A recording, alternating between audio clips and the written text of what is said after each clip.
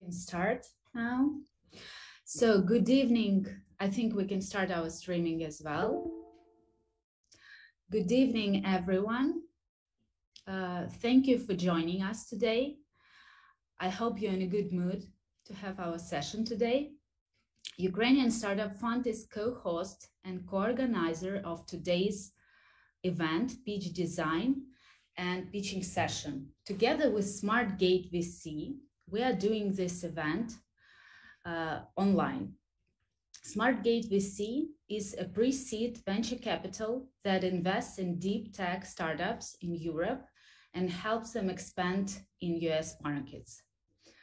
So just from California, from Silicon Valley, our guests today and co-organizers will give you a valuable tips and guidance how to improve your pitching skills, how to make your presentation better in design. I want to thank all startups for registration. We received quite a lot, and some of the startups will be able to pitch today and receive feedback from our partners and co-organizers. Now I pass the floor to my colleagues from Smartgate VC. Please, the floor is yours. Hello, everyone. Very nice being here. Thank you for hosting us, Ukraine Startup Fund. And very nice seeing so many new faces. So how it's gonna go today's event. So I will do a quick intro of Smartgate VC, who we are, what are we interested in. Then I'll do a short presentation about pitch deck design, share with you the best practices, how you can improve your pitch decks. And then we will call startups to the stage. Actually, in the event registration form, we have added the question whether you would like to pitch today. And we had many people wanting to volunteer. And I just saw some of you in the audience, Measure Me, Job Taylor. So you guys can get prepared to present at the end, and then we will give you feedback on how you can improve your pitch decks, and I'm sure the audience will have a lot to learn from that as well. So let's start with a quick introduction to Smartgate VC. By the way, if at any point of the presentations you guys have any questions, feel free to interrupt me and we will make sure to answer your questions. So a quick introduction of Smartgate VC and who we are. We are a Silicon Valley seed venture capital fund. We invest in deep tech ventures across Eastern Europe and help them expand to US markets. The startups of our portfolio have been featured in international media publications such as Forbes, Fox LA, TechCrunch. They are having follow-on investors such as top-tier funds, Berkeley Skydeck, Upfront Ventures, Y Combinator, and we have our 2 tech hubs across Eastern Europe and Southern California, where we have our vibrant communities of angels, VCs, corporations, industry experts, and technology enthusiasts that help startups take their ideas to the next stage. So today we are joined by my colleague Ashot and Armine and Mane. I am associate at the fund and also the program manager of our international acceleration program. And I source startups for the fund, for the acceleration programs pipeline, help them expand to US markets and support them throughout the whole process. Also today we have with us Ashot. He is partner at Smartgate VC and the principal of the fund, Armine. They are here to provide you feedback on your pitch decks with me. Now, let's start with identifying investment stages. Before we get to talk about pitch deck design, let's actually talk about the stages startups usually go through while building unicorns. So, and understand what should be actual motive behind your pitch decks. You guys know the best that startups are a bunch of risks. So at each stage that you're making your pitch deck, you should make sure that it addresses the issues that you are facing at that point of the time, and you are raising the funding necessary for overcoming the risks that you are facing at that stage. And make sure to reach those milestones in reasonable frames. So in different stages of fundraising, the risks that startups are facing are different in their nature. So at pre-seed, it's mostly about having a strong team that's credible in front of investors, that's capable of building the solution, that can actually make the technology work. And it's also very important that at this stage you understand whether your solution actually solves the problem that you're going after. And of course, it's important to have a robust and prudent strategy for entering the market. At the second closing of pre-seed round, you mostly need to focus on market acceptance and see if your potential leads are converting into actual paying customers. And if they are not, understand what, set up a feedback loop and understand what's the issue, and in different iterations of working with customers, solve these issues and make them convert. At the seed stage, startups are mostly working on gaining month-on-month revenue growth and generating sales that actually cover the costs. Round A is mainly about expansion and growing. In Eastern Europe, the sizes of rounds are a bit different from what we usually see in US. Because here development costs are comparably lower, so startups have longer runways. So a typical pre-seed round in Eastern Europe is somewhere between, well, in 2018 it was somewhere between 100K and 200K. For seed round, it's a little under 1 million, and Series A was around 5 million. Of course, today these numbers are changing a bit, and there is a lot of capital available in the market. So generally what we see is that startups are in general overvalued. So this is a very good time for you to raise your seed rounds.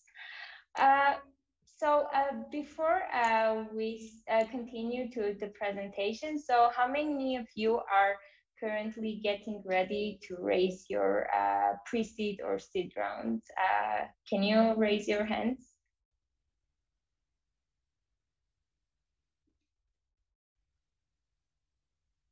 Okay.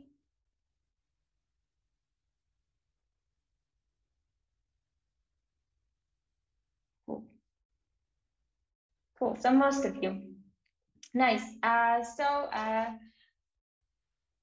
Now let's go over a standard investment raising process and understand what it looks like. So raising funding actually takes time, and it's objective for every startup, depending on the challenge you are solving, depending on the industry you are in.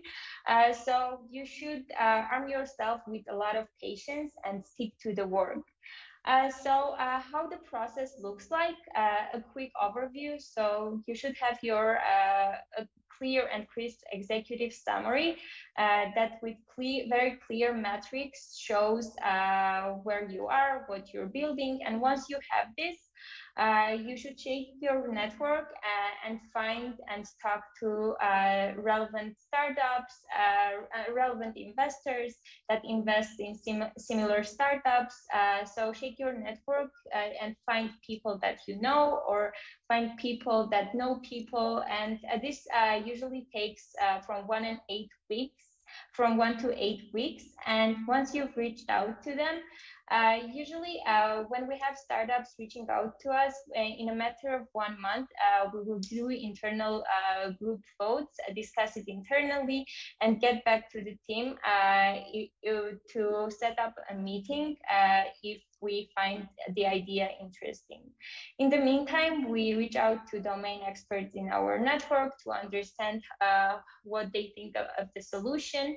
And after the meeting, it's very, very important for you guys when you are meeting investors to follow up with them in a timely manner, best if done 30 minutes after the meeting, because investors are having so many meetings in a day and hearing so many pitches, and they have usually very short memory spans. So it's best if you take notes during the meeting and follow up afterwards with anything that they have mentioned, any commitments they have shown, to make sure that afterwards, when you are it's time for you to close the round, you follow up with them and get what they committed to.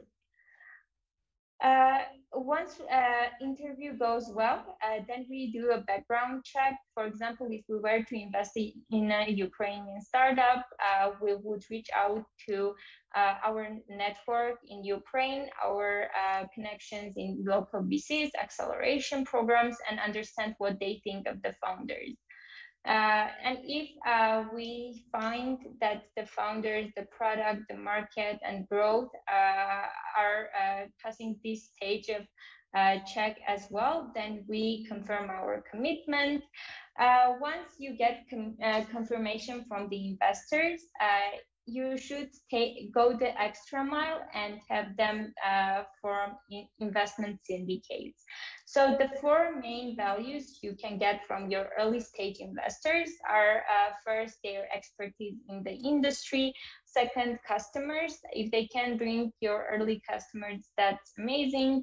Third is obviously cash. And fourth and most important one is co-investors. So when we invest in a startup, we call our network, people that are interested in the industry that the startup is building solution in, and have them co-invest with us. And once you have all the commitment you need for your round, then you're closing the round. And here, the only important note I have is don't party longer than a week, because by this time, most probably that you have already raised your fund, your pre-seed or seed rounds, you have already gained very good momentum, and it doesn't make sense to lose this momentum. So you should quickly celebrate and get to work and start going after your milestones.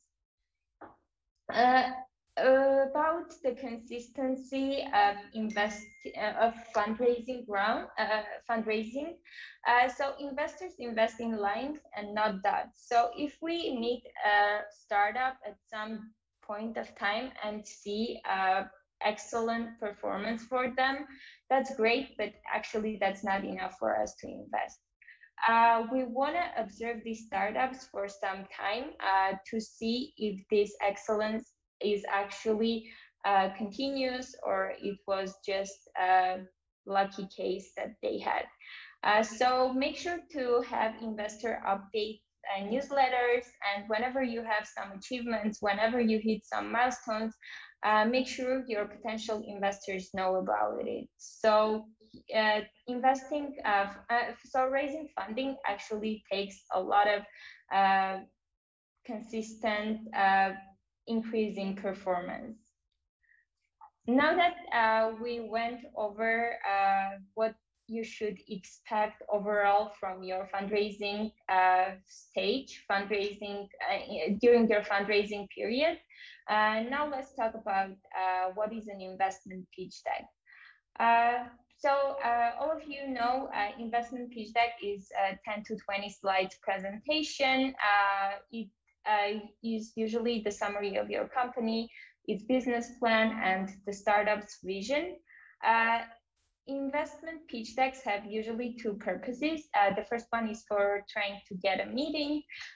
So this one can be more explanatory and a little bit text heavy. So this usually you send to potential investors to read through the slides and understand if they would like to talk to you. And the second one is for presenting from the stage. This presentation should be more visual and provide emotional background for your speech. When you're sending out your presentation to investors, it's very important here to mention that you should use tracking tools because this is the only way that when sending out presentations, you can track the efficiency of your slides and later improve those. Use SlideBean, Yesware, Attach.io, DocSend. Actually, Smartgate VC partners with DocSend, and we provide startups of our network up to 90% discount for using the solution. So you guys feel free to reach out, and I'm happy to share the discount code with you as well. Today, we will be going over three templates, standard templates of investor pitch deck. Usually, some founders want to be creative and go ahead to create their own presentation flow, their own presentation structure, which we actually do not recommend. There are already well-proven and working pitch decks that founders have used over years and raised millions of dollars with. And investors, like I said, every day an investor meets with at least 3-4 startups in a usual day. And it gets overwhelming if the startup switches from the usual flow of presentation and goes after to implement not standard practices. This actually what this does is distract your investor from actually paying attention to your content. So there are many templates. But today we will go over 3 of them. So the first one is Y Combinators, the second is Sequoia Capitals, and the third is Airbnb's pitch deck template. So Y Combinator, I'm sure you guys are aware of what it is. So it's an accelerator in Silicon Valley.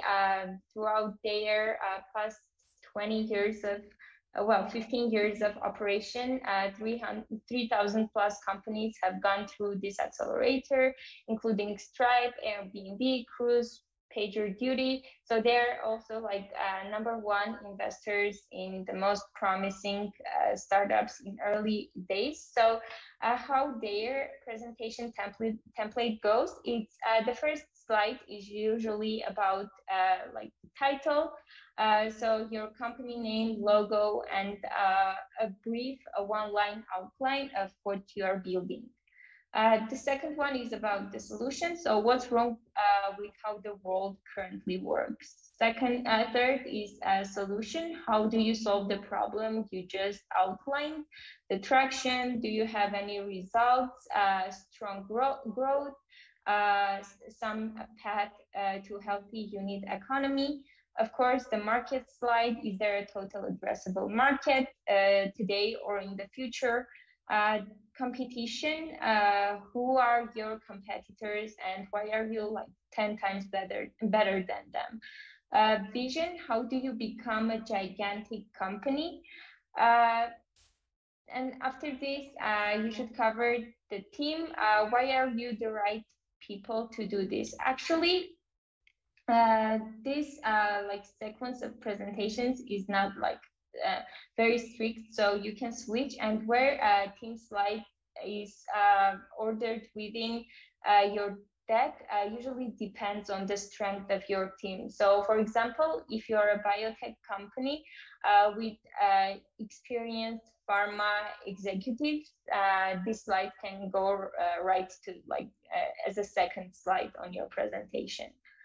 And of course, use of funds. What does the business look like in a few years, and how much capital will it require? Sequoia Capital, another top-tier Silicon Valley VC fund, one of the first investors of Dropbox, Airbnb, Evernote, Kayak. The main differentiating slide here that Sequoia Capital has is why now slide. Why not 2 years ago? Why not 2 years later? Why is now the best time to catching this opportunity? And if you don't catch this opportunity, how much you will miss out on?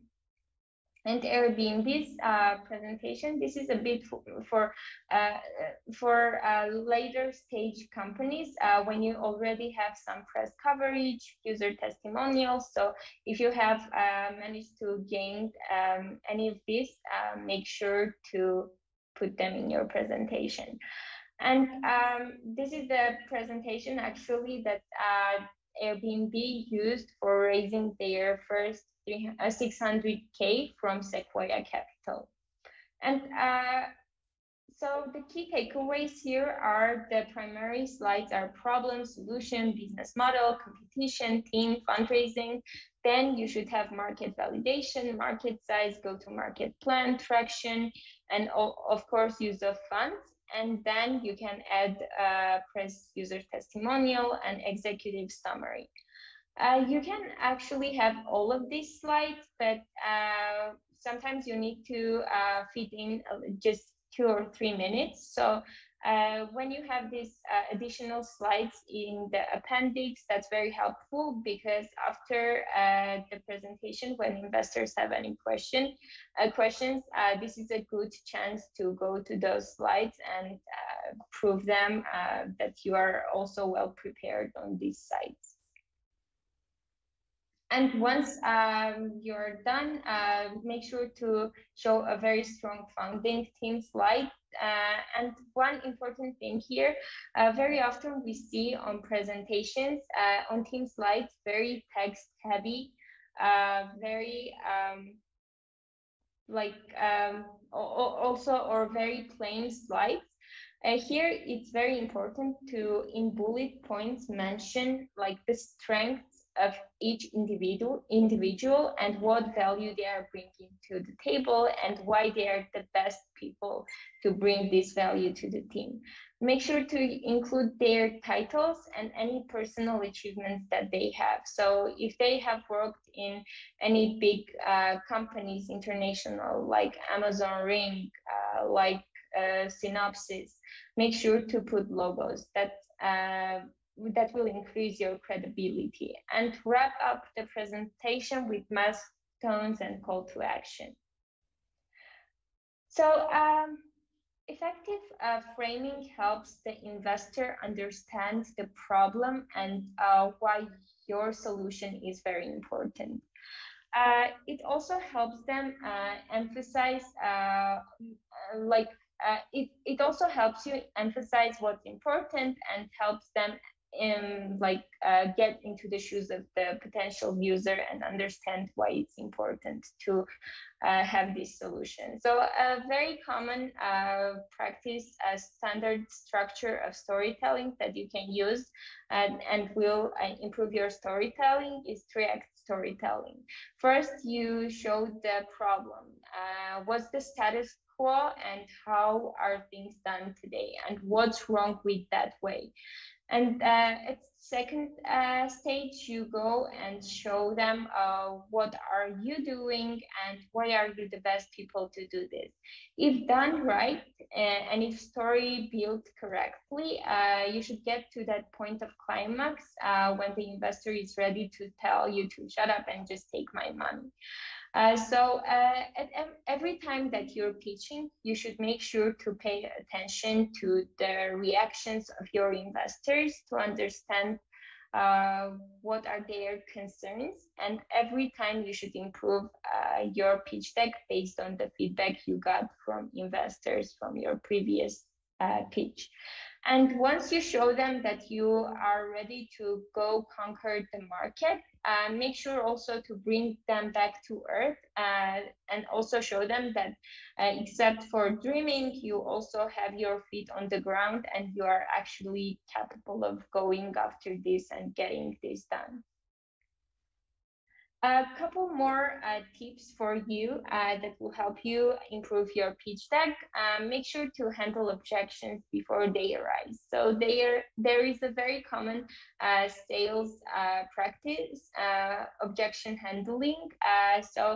Like in the very beginning of the presentation, I covered the main risks startups are facing at each stage, and the investors are very aware of this. So when you're starting to pitch, investor brain works in a way that they constantly come up with issues why you can't do this. So make sure at the very beginning you are handling these objections, or else you're going to lose them throughout the presentation, and they will miss some important points that you will point later on. Replace titles with messages. This is a presentation example from one of startups that reached out to us earlier. So in this presentation, you can see actually two texts just saying the problem. On your pitch deck, you shouldn't have any distracting information. So here, anything that doesn't actually add to your message. And here we see a very texty problem. A technology gap exists, preventing people from determining the exact cost of the important things they want to do. They visit 10+ websites to estimate how much they need to save up. This prevents 77% of Americans from successfully achieving their financial goals. I'm sure while I was reading this, you guys got really bored.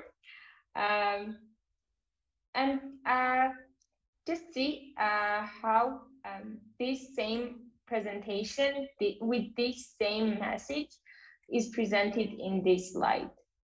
65% of Americans fail to save. Hundreds of apps, still no solution. So this is what you should strive to do with each of your slides. So don't say problem, but actually instead of that, show what's the problem. Because the problem text itself has no value here. But if you can say 65% of Americans fail to save, the person that reads this, it's very intuitive that this is a problem. And also it's backed by numbers, 65%, hundreds of apps. So use as many metrics as possible and decrease the words you're using as much as possible. Another tip you should try to implement is that each slide should have one message. Like I mentioned, we have very short attention spans. So it's very important to serve your potential investors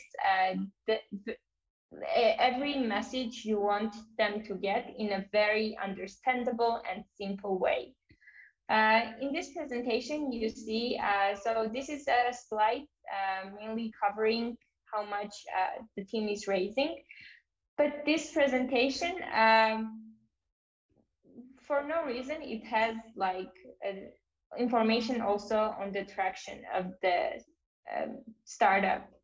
So this is just a distraction, and when you have too much text and very diverse information placed next to each other, this is very distracting, and so make sure every presentation you have has only one message. The same for here. This presentation has title sales and marketing, but actually it's not very clear what they are talking about, because it mentions the ways they are trying to reach their customers, but it also presents a roadmap. At the end, you have so much information that you actually fail to communicate a least one piece of information. Another tip and one way that you can start your presentation is catch investors' attention with a question from the very beginning. How long does it take you to build a presentation? So if I were to ask you, if I were to do a presentation about building a presentation, this could be one way to start my presentation, because it actually it asks question which is very attention grabbing and also includes a problem that many people are facing.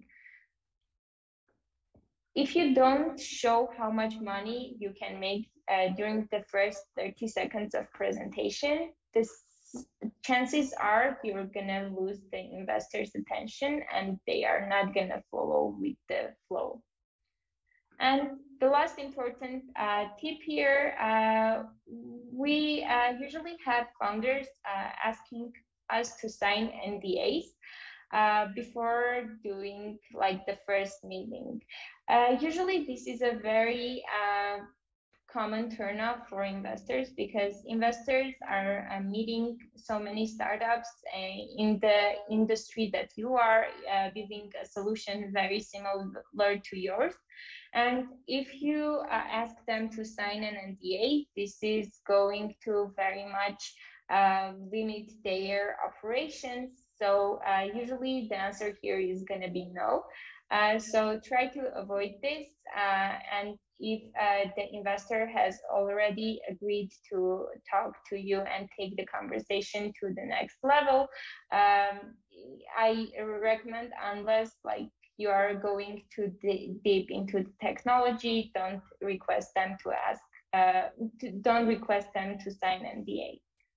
So this is pretty much it for today's presentation, and I will share some more information on our initiatives. So in case you guys are interested and find it relevant for yourselves, before we go to the pitches and feedbacks. We have our Startup Acceleration Program, and the applications are currently open. Throughout the program, we help startups with their sales, growth hacking, and also like fundraising strategy development. Like we help them set up their sales pipelines, refine their sales scripts, build a growth hacking strategy that converts users, build their pitch decks that are compelling enough to raise their seed rounds. This is a hybrid program, 9 weeks individual development programs where startups work with mentors, and after which we have startups go through Silicon Valley for 3 weeks to meet their customers in person and pitch in a demo day in front of 100+ US investors and raise their seed round.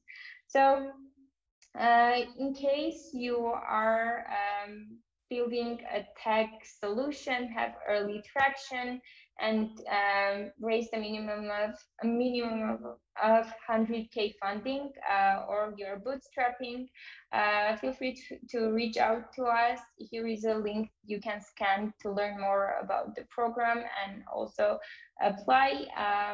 Also, these are mine, Ashot's, and Armine's LinkedIn.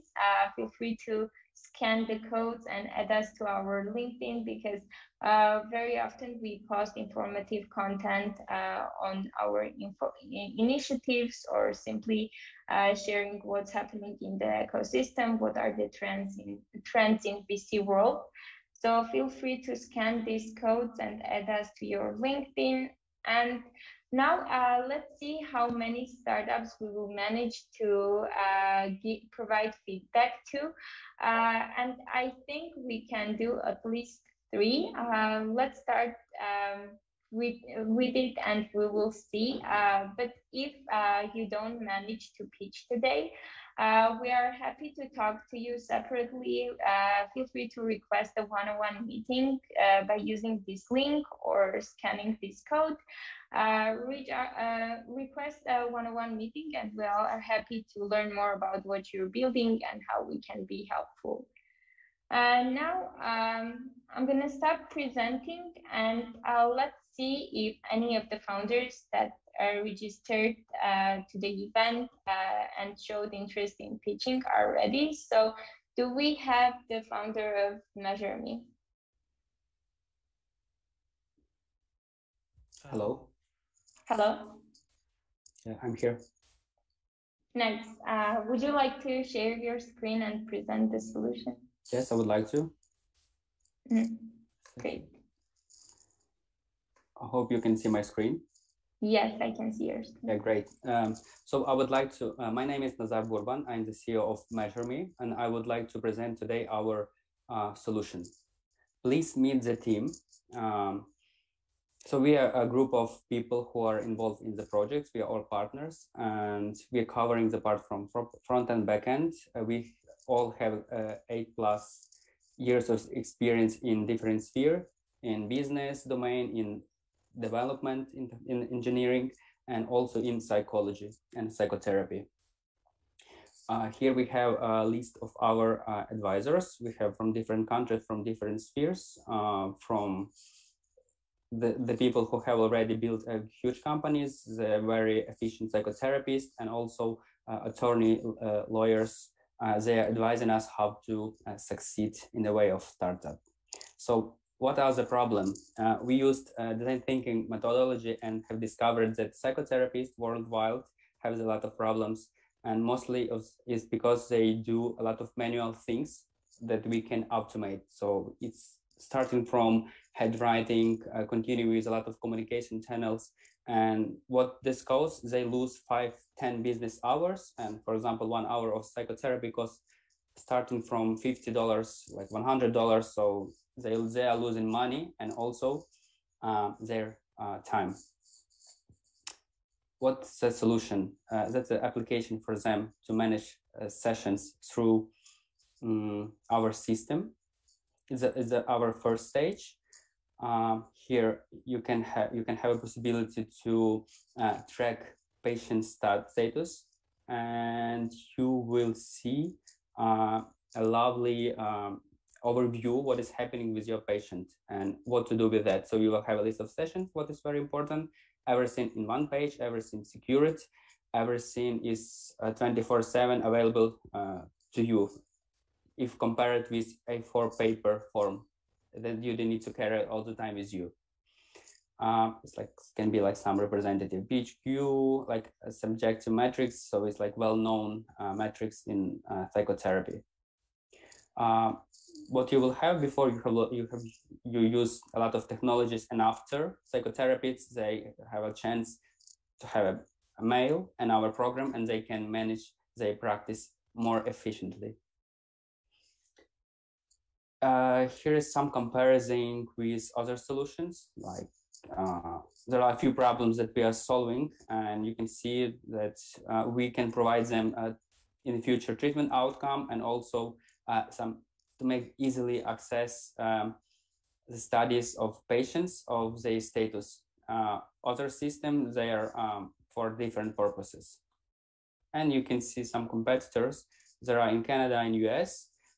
Why we are only one having subjective metrics and helping them to collect this data in order for future to predict for what target audience, for what patients, what treatment, what method that because we are named as MeasureMe, they can use to manage their patients or to provide evidence-based treatment better.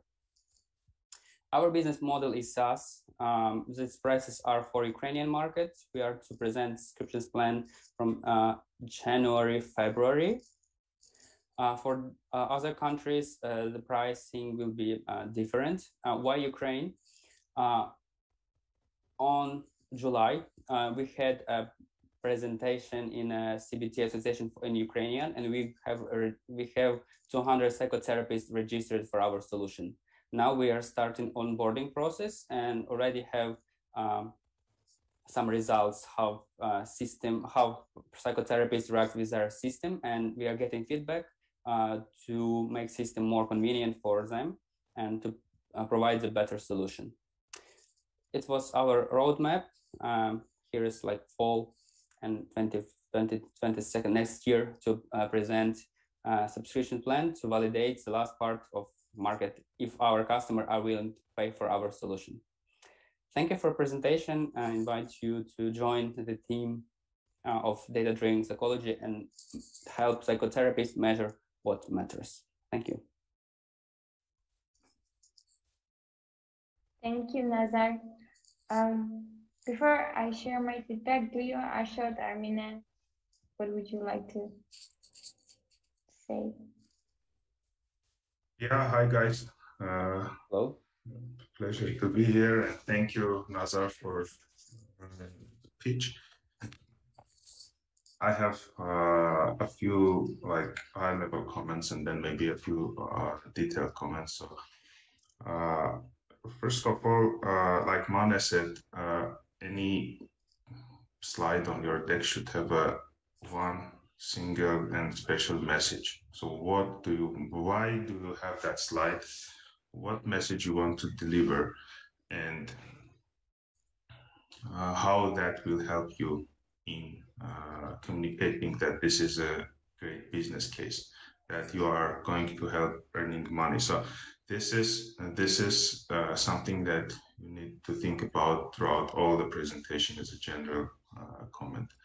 Also, let's keep in mind a very useful thing, which is Appendix, where we can put a lot of information that is not directly relevant for the short pitch, but may be required while answering to specific questions. So, for instance, you had many slides of screenshots of your product, but not sure that was helping actually your message.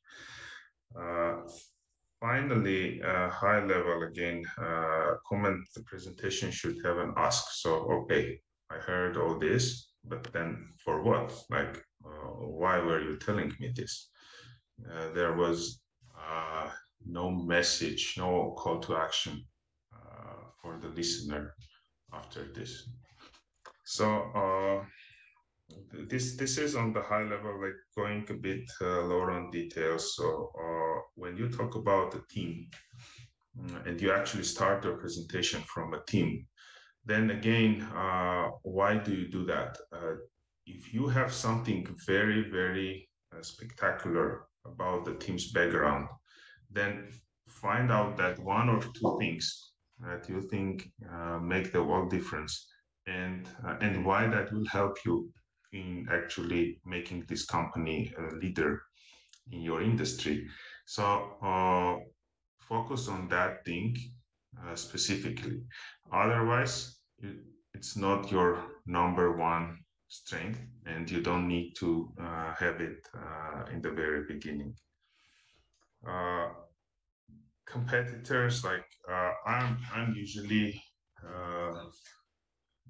not in favor of putting a lot of information about competitors, especially logos. Like, this is not the place where you are going to advertise them, and more concentrate on what is unique about your solution and why it's not easy to replicate what you do. So how you as a team, you as a set of knowledge and experience and vision, how we are different from many, like hundreds of alternatives and potential no-code solutions, right? So the world is going towards no-code. So, and where you are at that point. And again, small note, you talk about roadmap, but it looks like not roadmap, but history. Like, it's not about the future, it is about the past. And then why does it matter? Why do you want me to know this, or whoever? Like, what was the path when you started, what you did. Instead, I'd love to see more about how you are going to get your next users, your next customers. What's the go-to-market? What's the action plan for next 6-12 months? So this is this much on my end.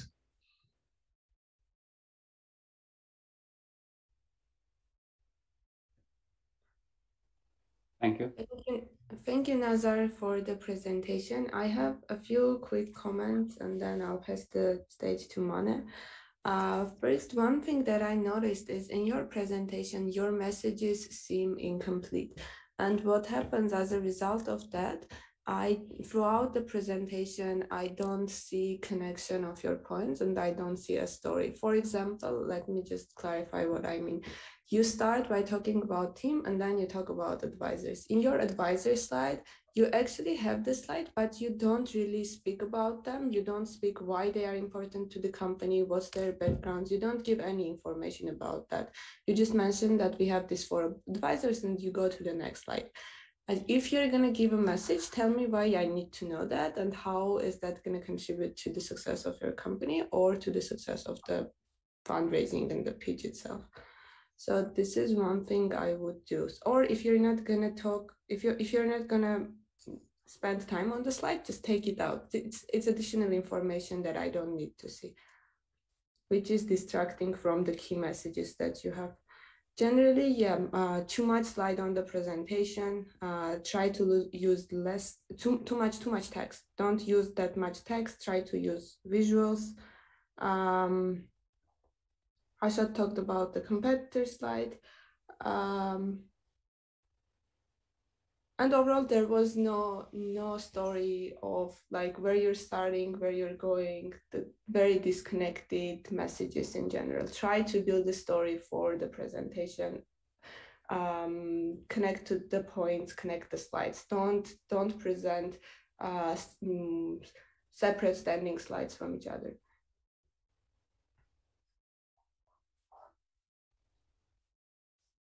Thank you for your feedback. Okay, Armine and Ashot mainly covered my points. So, and we are a bit, over time. So let's get to the next presentation. Do we have the founder of Job Taylor? Yes, it's Artem. I'm here. Hi, Artem. Nice meeting you all. Very nice meeting you. So would you like me to start pitching? Yes, please. Yeah. Can you share your presentation? Of course. First of all, thank you all. Mane, I hope I'm pronouncing your name right. Yes, that's Armine correct. and Ashot. That was very insightful. And Nazar, thank you as well for your presentation and sharing it. It will be helpful for us as well. Let me try to share my screen. Are you able to see my screen? Yes, we are able to see it. Awesome. So, hello everyone. My name is Artem, and I'm founder of Job Taylor, an AI startup. We are trying to create a position-specific CVs with the help of AI. It's rather challenging to prove that work experience is relevant, especially if you're using one CV and you're actively searching for the job. Rewriting CVs per position is rather cumbersome by hand, and companies experience this even more, especially the companies that are working in space of consultancy, IT services, when they have workforce that they are providing to the market. Our solution is SaaS that does just that. First of all, it's an end-to-end solution for job search, CV creation, and application tracking in one place. And our main focus is to create a machine learning engine to identify positions' key skills and tailor CV to that position automatically. I believe that market is big, growing. We want to focus first at IT professionals in key destination outsourcing destinations. There are about 7 million IT professionals in those destinations, and the market grows almost 10% each year. We believe that sum for our services is 840 millions, and we will be able to reach some over 100 millions over a course of 7 years. Okay. There are some competitions out there that we are aware of, and we're carefully analyzing them. There are no solution that provides all of the functionality, and there are no solution for automated CV tailoring, which is exactly what we are shooting for. We want to concentrate mainly on B2B customers, about 75%, and we'll be providing our service to end clients, individual clients as well. So by the end of 2022, we're shooting to obtain Eastern Europe market, to be specific, Polish and Ukrainian. And we believe that down the road, within 10 years, we'll be able to get to our milestone sum. Our current state is that we've built pre-MVP version.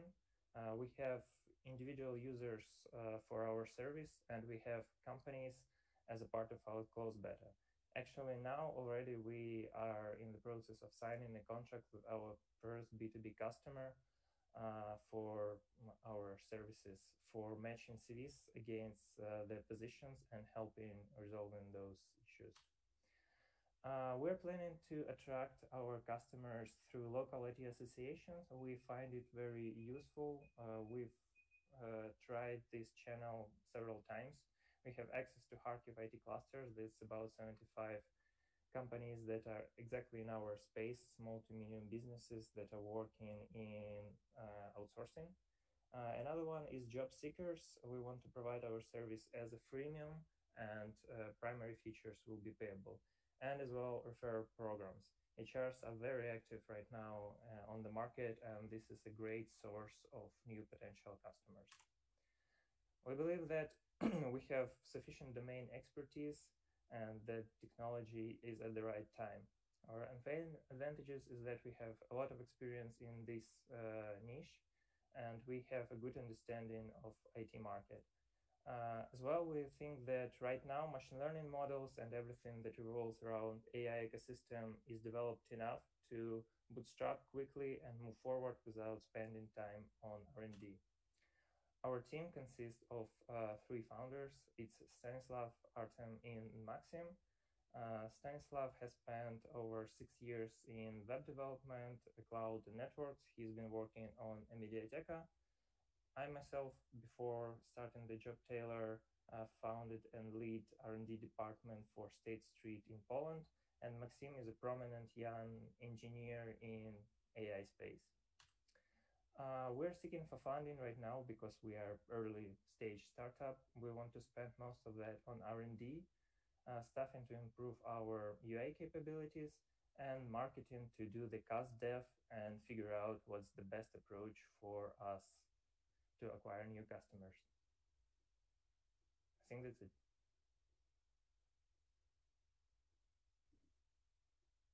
Okay. Maybe I'll start this time. So a few points here that I noticed.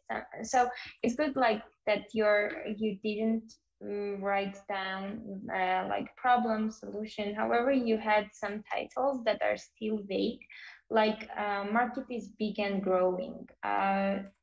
So this is relevant to every pitch deck. Every founder can put this on their slides, but you should like show here the urgency, maybe show some statistics actually like right in the title, and bring these big numbers into attention right from the beginning.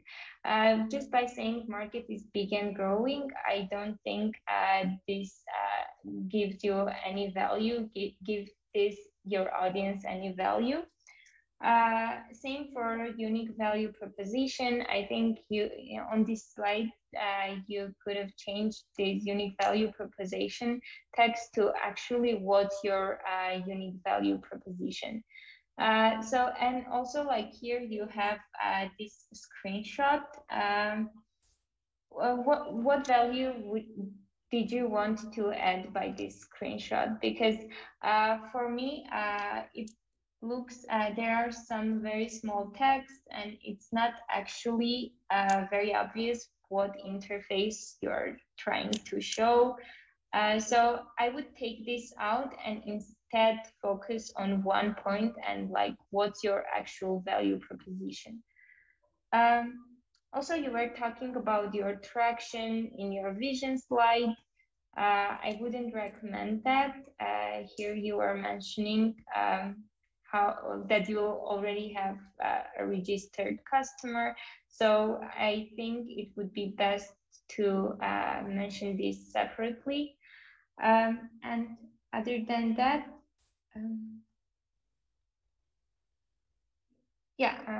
Ashot, Armine. Thank you very much for your feedback. That was gold. Don't spare me. You can chainsaw me. I'm super happy to hear your critics. As we are on this slide, you probably don't need to talk about your milestones till 2031 and mention that you're gonna reach 100 million ARR. Your whole of course, your like long-term goal should be that, but when you talk about the next steps and the milestones, probably makes sense to focus on the period of time that you are fundraising for. So basically, if you're raising for the upcoming 1-2 years, mention, or whatever timeline you're raising for, mention what are the milestones you're going to achieve and mention how you exactly want to achieve those. There's this thing called China syndrome, which basically states that a lot of companies would say, oh, if I acquire 1% of this huge market, like Chinese market, that's already a lot of revenue, and that's going to be super easy. Like your slide says 2% of Eastern Europe is going to be $1 million revenue. You probably don't want to mention things like this. Mention very number-based and very action-based items that would help you to achieve your goals. Okay, thank you very much. Writing everything down. So I would like add to what Armine says. So in fact, you have two traps here. One is the feature level competition, where you actually start talking about how you are faster, better, or that you have more features than others, and where you end up not having a category where you can be a leader. And also your vision is actually, when you look at your vision, you talk about MRR and gathering feedback and generate revenue. That cannot be like a vision, right? So vision is how you, let's say, empower or enable millions of engineers to find their job or something very differentiated and still very niche. So I don't want to claim to define it just on the spot, but it should be some unique category where you can master it. And also the percent of a market is not a strong point, of course. Also, you mentioned about your unfair advantage as knowing IT industry.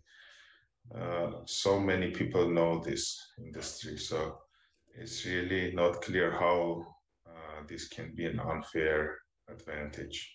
If there is something under this, so then elaborate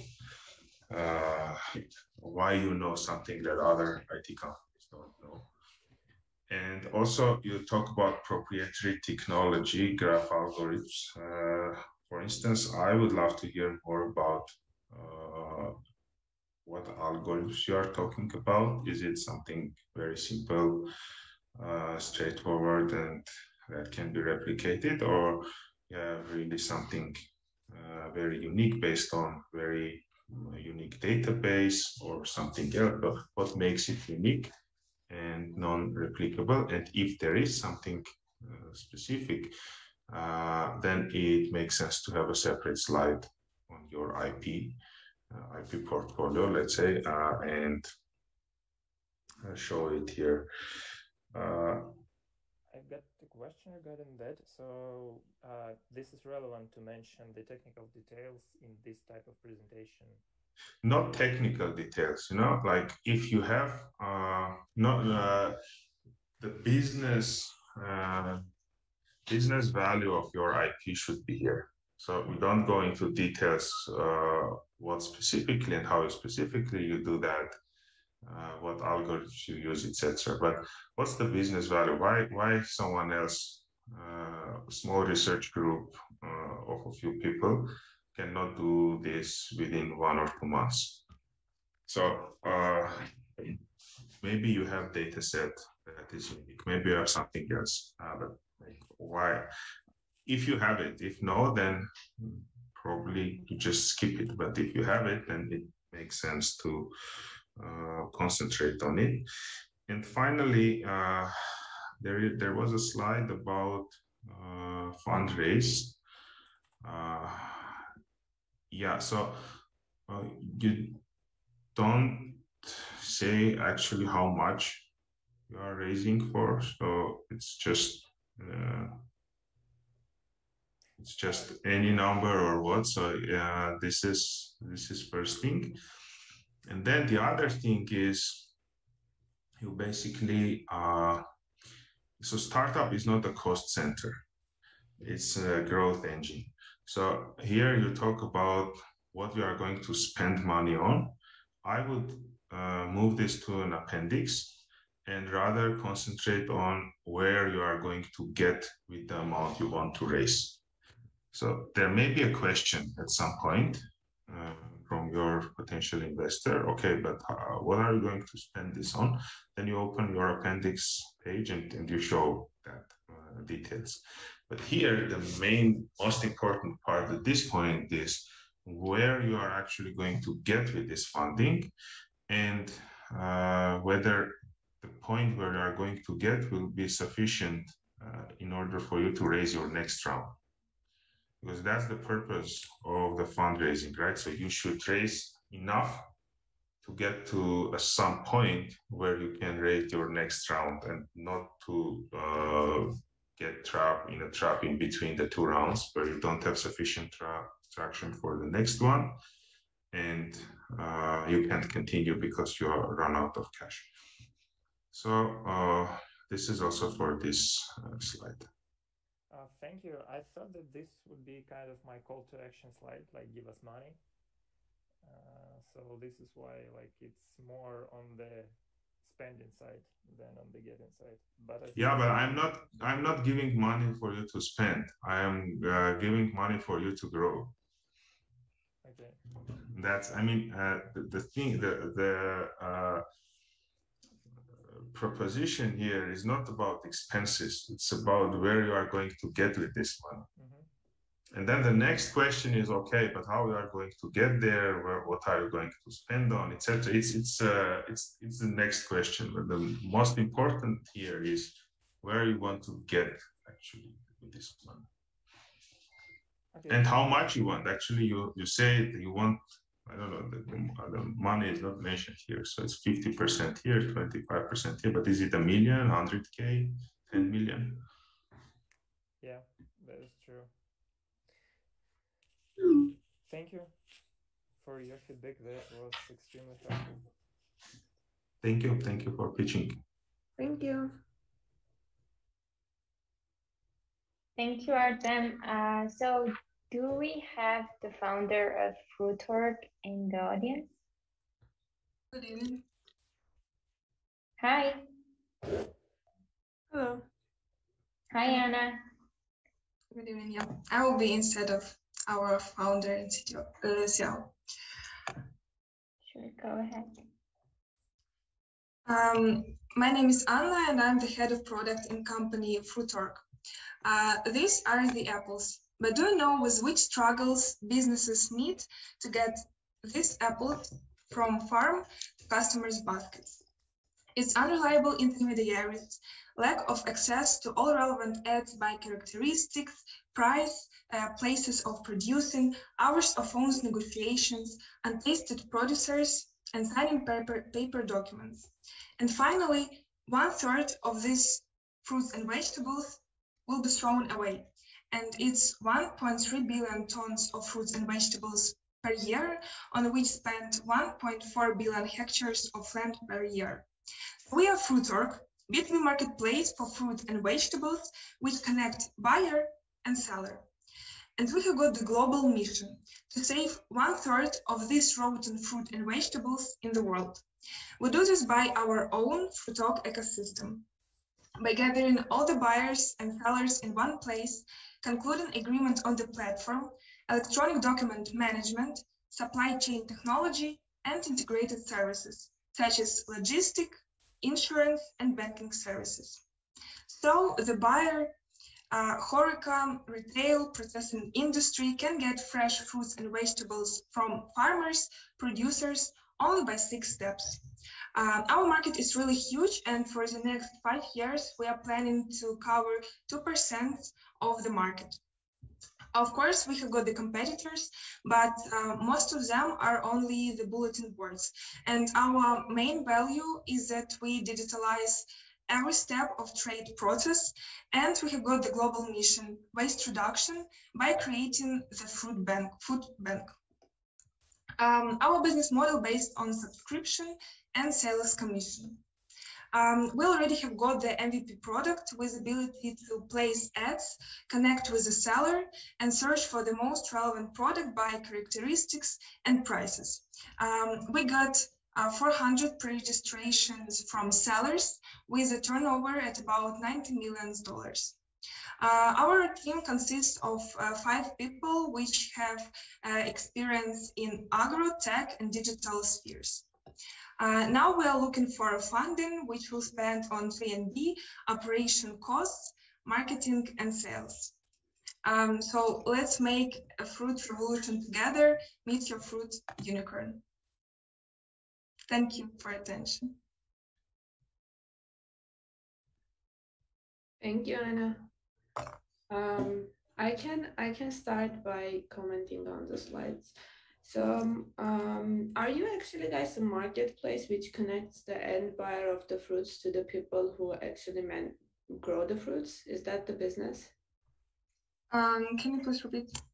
So are you guys a marketplace which connects the buyer of the vegetables or the fruit to the person who is growing the fruit itself? Is it the marketplace product with the FruitOrg, right? Yeah. Yes. Okay, so from your presentation, it wasn't very clear, by the way. So you spent a lot of time at the beginning mentioning the problem and the story and very little time on explaining what you actually guys do. If you go back from slide to slide, it will be easier to comment, just to go over. And a lot of things we talked about in previous slides also apply. Okay, you can pass this part. Okay. Okay.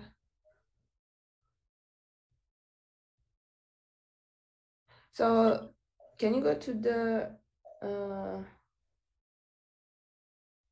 okay, go ahead, go ahead. Okay, so this slide probably like didn't give a lot of value. So what actually I can tell from this slide what's the message you want to convey and what's the message you want to communicate. So you basically are just mention probably that you basically are a marketplace which connects the end buyer of the fruit to the person actually growing the fruit. This is like you spend around 40 seconds on this slide, but I'm not sure what's the message you want to convey with this slide.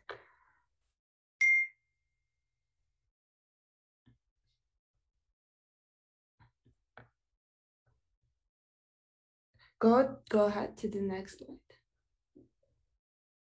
You have a market slide, right? You talked about the markets. You came to market slide. You didn't talk about anything on this slide, right? You just passed it. You said this is a huge market opportunity, and then you went to the next slide. Probably, I would suggest that you take out this slide because at the beginning you mentioned that there are this $1 billion of food is wasted, right? At the beginning of your slides, in the first, second slide. I think that's probably enough in this kind of presentation, I would take out this type of market slide. That's just repetition of information.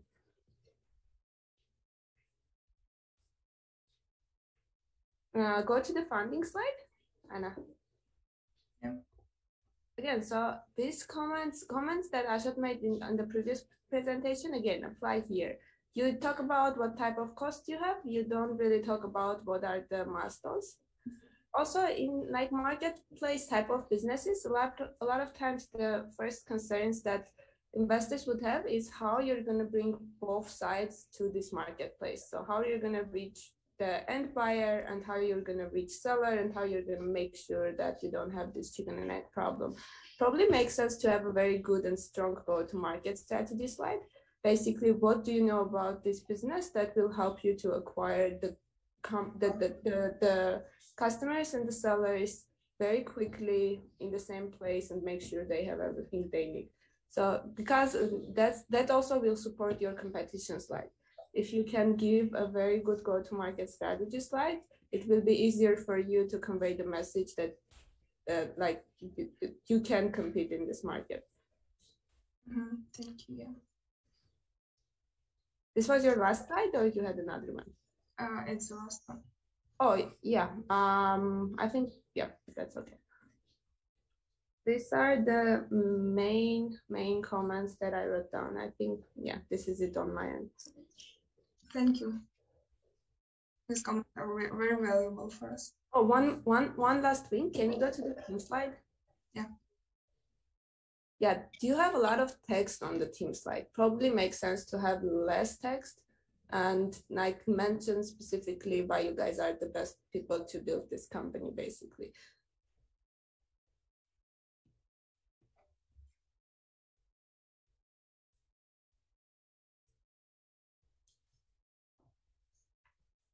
Okay. I think that's it. Continue from here. So thank you, Anna. And first of all, I'd like to frame the following thing. So in general, so many companies. So the problem we are talking about, the waste of agricultural products, it seems to be pretty apparent. So people know it from everyday life, but what is not apparent actually why this happens and why no one fixed it till now. And while there are so many attempts to fix that, there is no market leader till now. And the question is like, why you, and why you are going to succeed. So in the first slides, you have to address this question somehow. That will, you know, when someone listens to this, this is what can happen. So, okay, I listen to this and say, okay. So then why these guys are going to solve this and I don't hear this, and then I lose my interest in this presentation because I end up thinking that, okay, this is yet another idea about solving this well-known problem. So why you are not yet another solution, why you are the solution. And you have to bring this up as early as possible to grab the attention for investors. Because this is called objection handling. So you handle potential objections to your business as early as possible. Another thing is, when you talk about market and expansion, Armine mentioned about this chicken and egg issue. I would love also to elaborate it from geographical perspective. So you talk about 300-something billion market. I assume this is the global market, right? But then it is very irrelevant specifically for you now, right?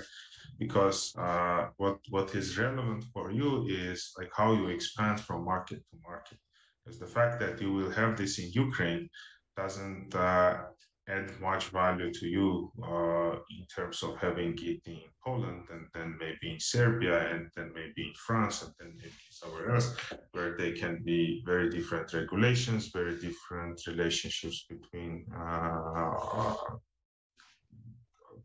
agents there. And so what is your expansion strategy actually? So how you are going to select your next markets and how much money it will take to go to each market. So basically your go-to-market is again a major concern, and because it is a concern, you have to address it very well, so that by the end of your presentation it's very clear. And also like Armine mentioned about fundraising, so where you are going to get this money, so why 200K? Is it enough, and for what? And then you mentioned fruit unicorn. I would instead mention not unicorn is like, you know, it's a company that has billion plus valuation, right? But I would try to find, not focus on valuation, but actually the problem you are solving. And like maybe you are, something doesn't come to mind right now, but someone who solves a big problem. So that is that can be more relevant. And also the wordings, just make sure it's not UNDP type of wording that is like we save the world, we go to sustainable these things.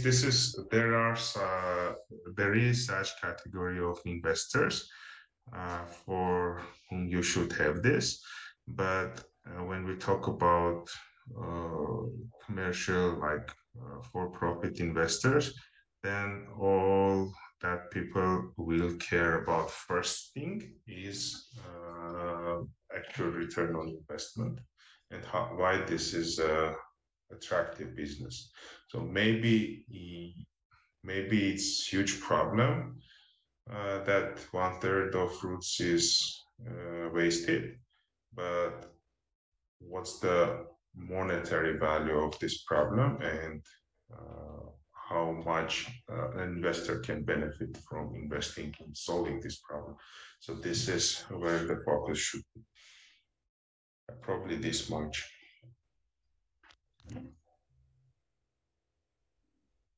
Thank you so much. Okay, so we have 8 minutes left, so I suggest we wrap up today's session. Thank you so much, Anna, Artem, and Nazar for volunteering and for pitching. And I guess, Ashot, Armine, do you have any last suggestions, comments, advice for the startups? Or if startup founders have any questions, we are happy to take those.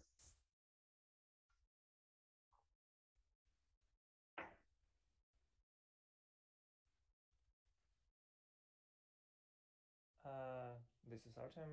Then I may ask, what's your investment program like? How it goes? How much funding do you provide?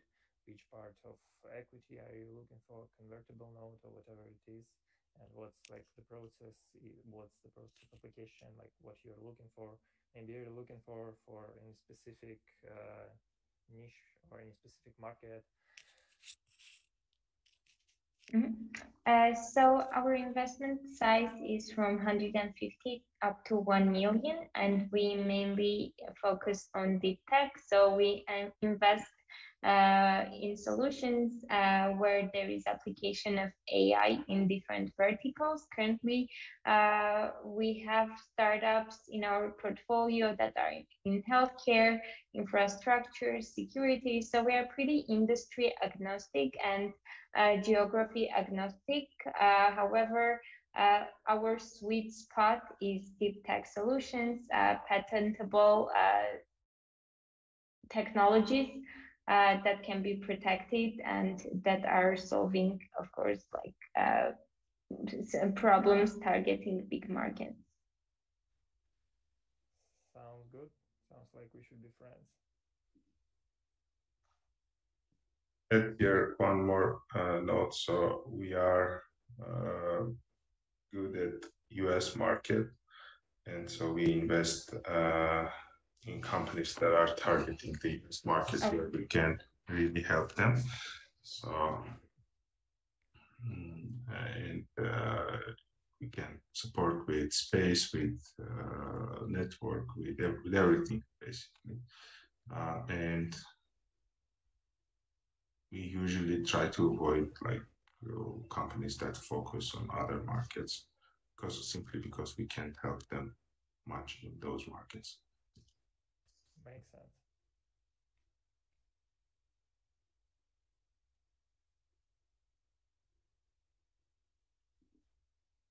Okay, in case we don't have more questions, thank you everyone. And we realized there was a minor issue with the link for requesting a one-on-one meeting. So we just posted a new one. And I can also send it to you through a follow-up email. So yeah, if you don't have more questions, thank you so much and have a nice evening.